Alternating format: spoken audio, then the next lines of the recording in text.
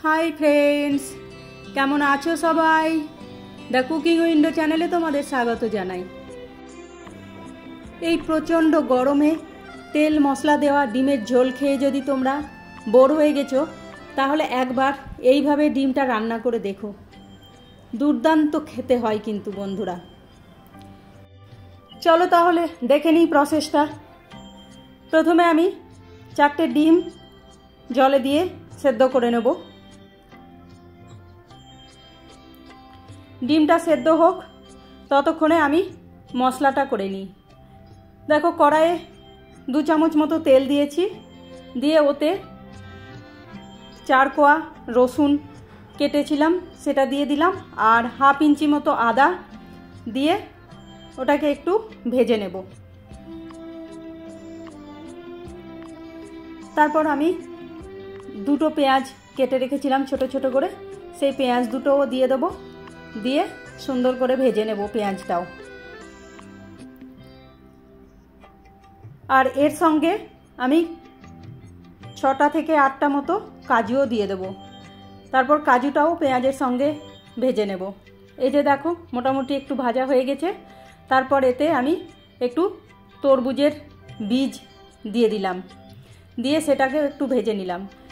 তোমাদের কাছে যদি তরমুজের বীজ না থাকে তাহলে সেই জায়গায় তোমরা পোস্তও ব্যবহার করতে পারো, তবে সেক্ষেত্রে পোস্তটা ভাজার দরকার নেই, পোস্তটা এমনি কাঁচাই দিয়ে দেবে। এবার এই পেঁয়াজটা কাজুটা একটুখানি আমি সেদ্ধ করতে দিয়ে দেব। এটা ঢাকা দিয়ে একটু সেদ্ধ হোক।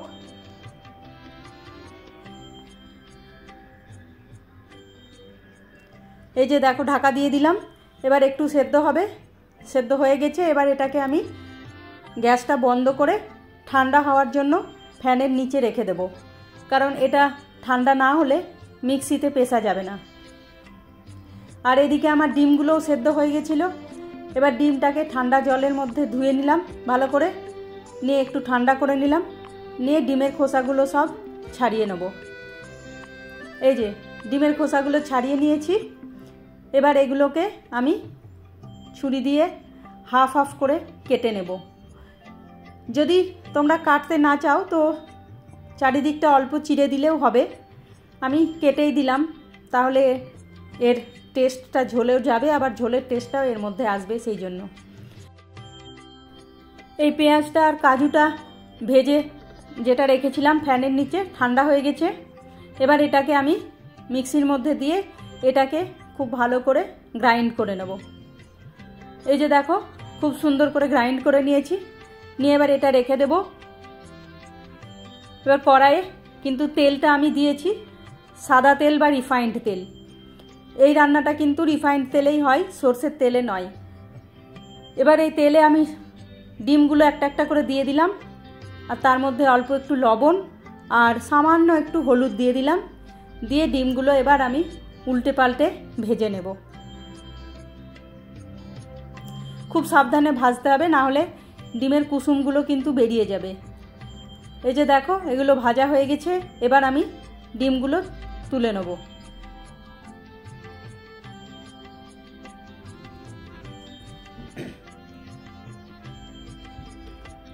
এবার এই তেলেই অল্প একটু জিরের ফোড়ন দিয়ে দেবো, দিয়ে আবার একটা পেঁয়াজ ছোট ছোট করে কুচি করে রেখেছিলাম সেই পেঁয়াজটা দিয়ে দেবো, দিয়ে পেঁয়াজটা আমি একটু ভেজে নেব। এই পেঁয়াজটা বেশ ভালো করেই ভাজবো যতক্ষণ না একটু কালার চেঞ্জ হয়। এই যে দেখো কালার চেঞ্জ হতে শুরু করেছে।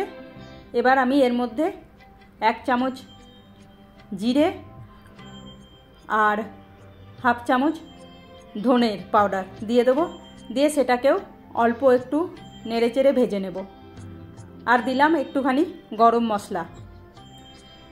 তারপর এটাও একটু তেলে নেড়ে নিলাম, নিয়ে আমি ওই যে কাজুর পেস্টটা বানিয়ে রেখেছিলাম সেইটাও এর মধ্যে ঢেলে দিলাম, ঢেলে দিয়ে এটাকেও আমি বেশ ভালো করে ভেজে নেব।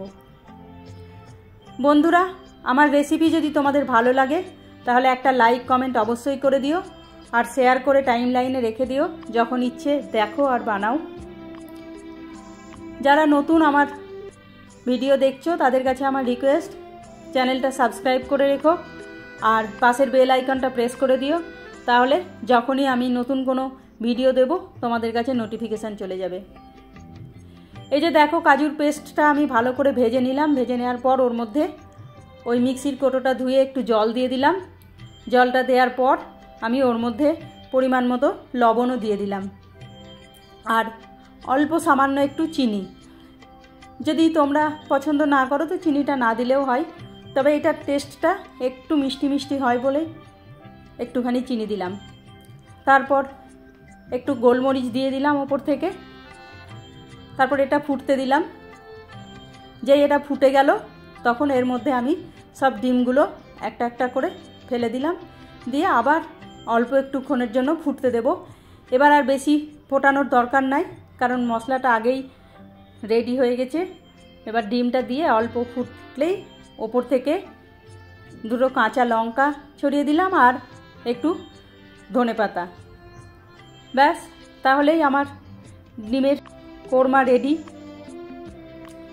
বন্ধুরা, কেমন হয়েছে আমাকে অবশ্যই জানাবে, আর ভালো লাগলে একটা লাইক করে দেবে। আজ তাহলে আসি, কাল আবার দেখা হবে নতুন একটা রেসিপি নিয়ে। আমার রেসিপিটা ধৈর্য ধরে পুরোটা দেখার জন্য তোমাদের সকলকে অসংখ্য ধন্যবাদ। বাই।